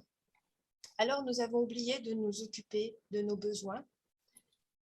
Et maintenant, en fait, quand on est devant des enfants plus petits ou autres d'ailleurs, eh bien, en fait, on écoute nos besoins. Parce que quand on n'a pas écouté nos besoins, on a nos frustrations, on a nos colères. Et c'est ça aussi qui fait que les messages contraignants, bien, parfois, sont difficiles aussi pour nous en tant qu'adultes. Alors, avec les énergies, en fait, et pour aller au cœur de soi, il est possible d'aller travailler ses besoins pour savoir quels sont nos besoins profonds à nous, pouvoir les mettre en exergue, pouvoir les mettre en valeur et pouvoir aussi nous apaiser pour être soit des parents, soit des grands-parents au top. Si vous voulez me rencontrer, c'est avec grand plaisir que je vous expliquerai tout ça bien plus tard. Merci à vous. Muriel, tu es parfaite. Oui, merci. Tu es parfaite, tu es vraiment sur le fil. Bravo. Merci beaucoup, Muriel. Merci. Je vais passer la parole maintenant à Sandrine Gallet. Bonjour, Sandrine. Merci pour notre coach chamanique galactique. Alors là, il faut que tu me racontes tout. Et bien moi, ce que je vous propose, c'est d'aller vous synchroniser avec votre enfant pour aller connecter en fait le message de sa difficulté. Voilà, de partir de sa difficulté, que ce soit une maladie, que ce soit une difficulté de comportement ou alors des difficultés d'apprentissage et d'aller recevoir ce message de la difficulté. Parce que moi, en fait, je l'ai fait. Mon fils, en fait, pleurait beaucoup, hurlait beaucoup, dormait très peu à la naissance et j'étais désemparée. Alors, j'ai fait des séances de kinésiologie, d'ostéopathie, des séances de soins énergétiques. J'ai fait pas mal de choses et ça fonctionnait pendant une semaine et ça recommençait au bout de 10 jours. Donc, on était très, très fatigués. C'était très compliqué. Et je me suis dit, comment je vais faire? Et bien, du coup, à un moment donné, j'ai dit, je vais reprendre mon chemin. Et moi, mon chemin, c'était le tambour. Donc, du coup, j'ai testé avec le tambour. Mon fils, je l'ai endormi hyper vite au tambour. Je me suis demandé comment c'était possible. Je me suis dit, je vais aller chercher son animal totem. Alors, vous allez rigoler, c'est l'hippopotame. Et en fait, ça m'a permis quoi? De pouvoir connecter avec cet animal pour me détacher émotionnellement, psychiquement, du lien affectif et de l'enjeu que j'avais avec mon fils. Comme ça, je pouvais percevoir ses besoins au travers de cet animal qui se manifestait à moi sous certaines formes. Et puis, j'ai continué le chemin. Je me suis dit, je vais aller chercher pourquoi ces cris, ces hurlements, qu'est-ce qu'ils ont à me dire, qu'est-ce qu'il y a en moi qui fait que ça m'est insupportable, que c'est compliqué et que lui, il n'est pas apaisé. Et puis, en cheminant, toujours avec mon tambour, j'ai compris que c'était en fait le silence de l'inceste que j'ai vécu dans l'enfance et aussi l'endométriose que j'ai eue juste avant de pouvoir l'avoir parce que je devais passer par un don d'ovocytes et finalement, j'ai réussi à l'avoir naturellement à l'âge de 40 ans. Donc, il y a eu tout ça. Et à un moment donné, il fallait que j'aille me libérer par rapport à ça. Et c'est ce que j'ai fait. J'ai cheminé, j'en ai parlé, j'ai ouvert la parole, comme je peux le faire aujourd'hui. Et du coup, mon fils, il s'est métamorphosé. Il a vraiment, il est dans la joie. Souvent, l'assistante maternelle, c'est ce qu'elle me dit. Qu'est-ce que vous avez fait pour que, il retrouve la joie, le plaisir et plus ses cris et ses hurlements. Donc, voilà, c'est ce que je vous propose de faire, c'est d'accueillir ces messages qui sont parfois difficiles, où on est désemparé, on ne sait plus quoi faire et d'aller vraiment chercher ce qu'il y a à l'intérieur de soi avec le tambour qui finalement est un état hypnotique, d'hypnose en fait, pour vraiment aller chercher ces réponses en soi et mettre en place les changements dans sa vie et pouvoir aussi trouver des nouvelles solutions pour accompagner ses enfants. Voilà ce que je vous partage, une nouvelle vision de l'accompagnement que j'ai expérimenté au travers de ma propre expérience. Merci Sandrine, merci pour ce partage. Merci à vous. Approche originale s'il en est, merci. Laetitia Leboulch, je te laisse la parole, leader holistique. Oui, merci beaucoup. Je suis ravie d'être parmi vous aujourd'hui. Alors moi, je m'appelle Laetitia, je suis leader holistique et révélatrice de puissance féminine. Moi, j'accompagne les femmes en fait, essentiellement. J'accompagne les femmes à se reconnecter à leur cœur. Je les aide à révéler leur puissance interne pour faire qu'un monde, justement en passant par nos enfants, soit un monde d'amour et non de peur. Alors, j'ai exercé pendant 16 ans en tant qu'infirmière et ensuite, j'ai voulu accompagner les équipes. Donc, j'ai fait l'école des cadres et puis je me suis lancée dans l'accompagnement des équipes soignantes. Malheureusement, j'ai fait 2 burn-out, donc qui m'ont mis vraiment en épuisement professionnel et j'avais déjà un peu accumulé de l'épuisement personnel aussi. Et ce qui fait que j'ai été amenée à faire ce cheminement interne en moi. J'étais une femme plutôt réservée, plutôt discrète, plutôt dans l'ombre. Je sentais que j'avais quelque chose à apporter au monde, mais je le faisais un petit peu en dessous de ce que j'étais censée faire.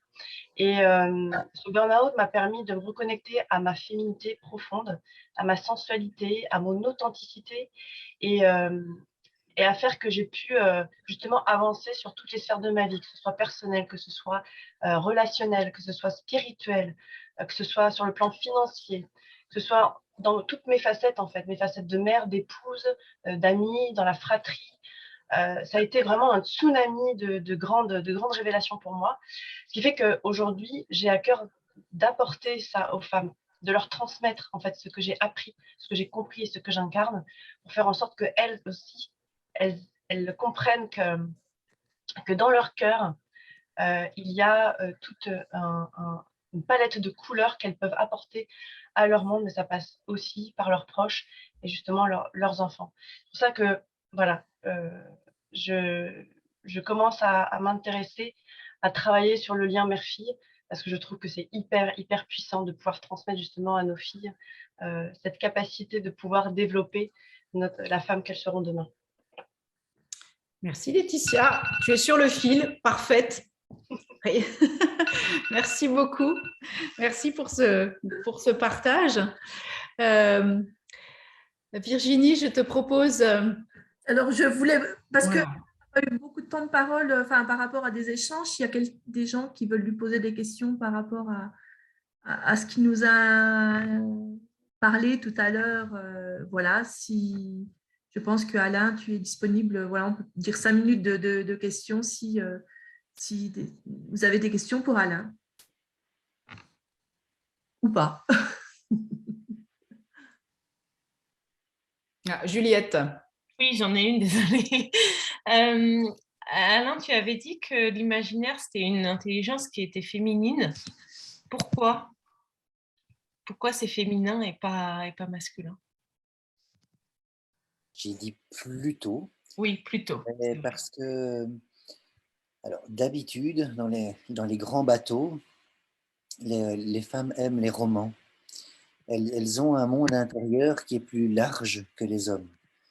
J'ai découvert ça quand je pratiquais les méditations avec Dr. Joey Dispenza, où il nous proposait d'agrandir l'espace en nous.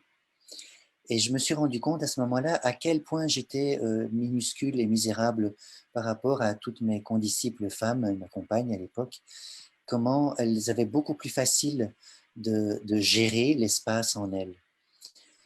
Voilà. Et ce n'est pas encore la même chose que de gérer les émotions, le flux émotionnel, c'est encore autre chose. Et cet espace, elles le vivent, elles le consomment dans leur intériorité au travers des romans, au travers des séries, avec émotion là-dedans. Donc elles sont plus fortes en fait que les hommes dans l'introspection, ce que j'appelle l'espace intérieur. Et l'imaginaire, c'est là où je la place. Évidemment, on a bien sûr un Albert Einstein qui disait que d'abord c'était l'imagination et après les mathématiques pour les mettre en forme, bien sûr. Mais bon, notre cher Einstein, il était aussi musicien virtuose et il avait bien d'autres formes de l'intelligence qu'il avait élaborées. Donc je crois qu'il était aussi très très féminin. D'ailleurs, ça se voit, il se marre tellement bien qu'il ne pouvait être que féminin. Voilà, alors j'insiste sur ce que je fais genré, excusez-moi, je sais que je vais à l'encontre de la doxa officielle, exprès pour justement honorer ce qui vient de l'un et ce qui vient de l'autre. Parce que dans ce qui se passe aujourd'hui, dans le basculement sociétal, on essaye de tout mélanger. Et c'est là où les gens se plantent considérablement. Le rite initiatique doit être réinitialisé dans notre société et j'aurai jusqu'au bout, au dernier souffle, un discours genré parce que justement, c'est parce qu'il y a un discours genré qu'on peut honorer les uns et les autres. Sinon, il n'y a plus de valeur. Et ça, je le découvre dans la découverte des jeunes gens de la vingtaine à l'heure actuelle, en 2022. Les jeunes gens de la vingtaine ont un monde intérieur mais tellement dévasté. Je suis mais d'une grave surprise de ce que mes filles et mes belles-filles m'ont rapporté du monde aujourd'hui. Eh bien, voilà, réactiver l'imaginaire d'une belle manière est aussi un élément de réparation de ce que la société fait vivre aux gens aujourd'hui. Le féminin et le masculin réunis, le yin et le yang. Oui. Oui, c'est bateau à dire, mais c'est pourtant indispensable. Et on a autant de puissance masculine que de puissance féminine en nous, et à condition de l'accueillir. Oui, et c'est très important parce que j'ai déjà été repris dans des formations en entreprise où les femmes m'ont repris en disant « Mais vous avez un discours genré là, monsieur ?» L'air de dire « Purée, qu'est-ce que vous êtes éculé, cher monsieur ?» J'ai dit éculé, hein, attention. Et j'ai trouvé ça très particulier que l'opinion de ces personnes puisse venir à l'encontre de ce qu'un formateur était en train de leur expliquer pour justement valoriser le monde féminin qui a été tellement saccagé par ce monde patriarcal, éhonté et effronté. Donc, je trouvais ça très particulier qu'un homme formateur valorisait la féminité et la femme, et en plus était repris d'un discours genré. Là, je peux vous dire que j'ai mal pris la chose, et ça m'a obligé à élaborer dans ce sens-là, de qu'est-ce que nous étions en train de faire au travers de cette fameuse libération du XXIe siècle. Voilà. Merci Christian. Merci Juliette pour ta question. Voilà. Avez-vous d'autres questions à poser à Alain au regard de ce qui a été dit ou aux uns et aux autres? Non, pas de questions. Juliane, est-ce que sur le fil Facebook, tu as des commentaires, des questions en direct du Québec? Mais en direct du Québec, c'est en direct de partout. J'aime trop faire appel à toi depuis là-bas. On est sur la Facebook sphère. Alors, non, mais tout va bien. J'ai Séverine avec qui j'échange. Oh. Alors, toujours, donc j'échange. Et puis, j'en profite à chaque fois qu'il y a des présentations d'inscrire un peu ce que chacun fait. Comme Laetitia, parfait, tous les partenaires, là.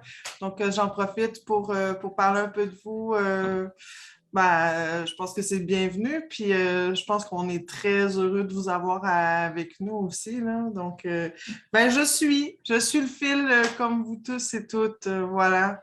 Très belle lancée, Alain, ceci dit, sur le fait d'assumer qui on est, le féminin, le masculin, c'est très important. On a un gros problème d'identité, et même au Québec. Alors là, on ne peut plus parler sans mettre de point SE. On ne sait plus comment parler, on ne sait plus comment exprimer les choses. Ouais, avec l'écriture inclusive, en plus, on est gâtés. Hein. Ah oui, puis on ne sait plus comment parler. On a peur de se faire donner une claque en plein visage si on ose ne pas utiliser le bon terme bigenre. Là. Voilà. Alors voilà, tout va bien. J'ai Laetitia qui lève la main. On va prendre une dernière question et puis je reviendrai à toi, Virginie. Oui, vas-y, Laetitia. Oui, moi, ce n'était pas une question, c'était pour rebondir sur le yin et le yang parce que c'est tout ce que j'ai en fait dans mes palettes. Ça pose aussi beaucoup la question dans les couples, des problèmes de positionnement de cette polarité, de ces deux polarités. Il y a des femmes qui sont très yang et qui ont ce côté un peu dominateur dans le couple et qui parfois peut déstabiliser les places de chacun, chacune. Et c'est important de pouvoir remettre aussi chacun à sa place parce qu'on est des hommes et des femmes. Je suis désolée, mais on n'est pas foutus pareil. Sinon, ça serait, ne serait-ce que biologiquement parlant. Et la femme, elle se doit de développer son côté yin pour justement être dans cette polarité de douceur, de puissance douce. Et l'homme a ce yang à développer justement pour amener la femme dans justement cette révélation qu'elle peut être en l'état. Et l'homme a toute sa richesse, toute ce côté action, ce côté initiative qui. Et après, c'est une question d'équilibre, en fait, entre les deux. Et c'est ça qui est hyper riche, qu'on a tous en nous. Et c'est important de Oui, super. le travailler. Merci Laetitia. Merci Laetitia. Je vous en prie. Virginie, je te propose de passer… le mot de la fin, je pense. Voilà, au mot de la fin, de donner le programme des séminaires des essentiels de la vie, d'annoncer la prochaine conférence et puis, voilà, de remercier toute l'équipe ici présente. Oui, donc, je te laisse la main. Alors, comme je disais tout à l'heure, on va avoir 2 séminaires qui sont prévus. Donc, le premier sera le 22 et le 23 avril avec Juliette, donc en Savoie, dans un magnifique chalet. Et puis, une semaine encore avec Alain Legrand, qui sera certainement au mois d'octobre 2022. Et sa compagne Julie, qui est professeure de yoga et naturopathe. Voilà, donc de toute façon, sur le site, il y aura tout. Donc, si vous voulez suivre les nouveaux séminaires, écoutez, il y aura juste à vous connecter. Et puis, de toute manière, on mettra tout sur nos sites Facebook, LinkedIn, Instagram. Voilà, Juliane se fera un grand plaisir de nous mettre tout ça. Et puis, donc, la prochaine conférence, ça sera le 10 avril. C'est un dimanche également à 17h. Donc, le thème sera « Écrire et vibrer pour se libérer ». Voilà, un thème qui m'a inspirée en fonction des gens que j'avais sur mon passage, dont Sandrine fera partie comme conférencière dans un mois. Voilà, comme ça, vous pourrez vibrer au son de sa voix et de son tambour. Vous verrez, c'est extraordinaire. Merci. Une coach en écriture, voilà, qui permettra d'écrire son livre pour pouvoir libérer tout ce qu'il a libéré donc, dans le passé de sa vie. J'en profite pour dire que Véronique Silbert également est coach en écriture. Donc, c'est éditrice. Si tu veux nous dire 2 petits mots, Véronique, voilà, tu peux le faire.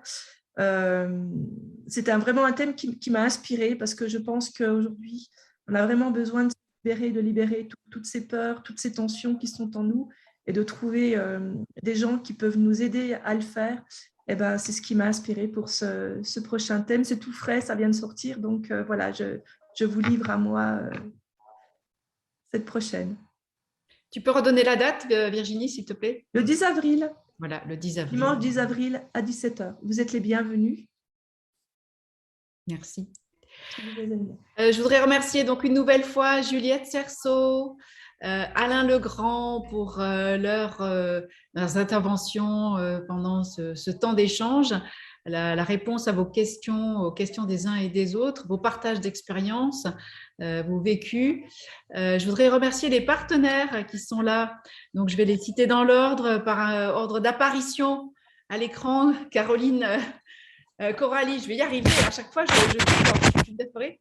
Coralie Ferrari, Caroline Viardot, Christian Hannet, notre marin d'eau chaude, Muriel Depot, Sandrine Gallet et son tambour, ça m'a intriguée aussi. Et puis Laetitia Leboulch, merci à vous pour votre présence, pour vos interventions. Merci infiniment de vos partages. Et puis, je laisse la main à Virginie pour le mot de la fin. Et si, j'ai 2 personnes à remercier encore sur ce soir. Notre Anne Delestan qui était aux manettes à la technique. Juliane Poulain, outre-Atlantique, qui gère le fil Facebook, et puis Stéphanie Rouillet qui se cache dans l'ombre, on la voit à peine, pour toute la partie commerciale.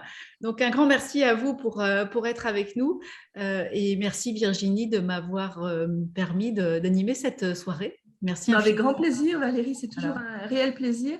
Donc, je tenais à dire aussi, si vous sentez prochainement de faire un thème et d'intervenir sur ce que vous savez faire et de devenir conférencier également, et derrière d'avoir un séminaire en Savoie, en Corse, en Franche-Comté, peu importe le lieu, du moment qu'il est inspirant et qu'il regorge d'énergie, eh ben, contactez-moi, vous serez les bienvenus dans la team Home Party, les essentiels de la vie. Je vous remercie encore tous. Valérie a remercié tout le monde, donc voilà, je ne vais pas le refaire, mais vous êtes au fond de mon cœur et je suis heureuse de cette première des sommets. Merci à toi. Première conférence. Merci à tous. Bonne soirée. Merci. Bonne soirée. À bientôt. Au revoir. Merci, au revoir. Merci.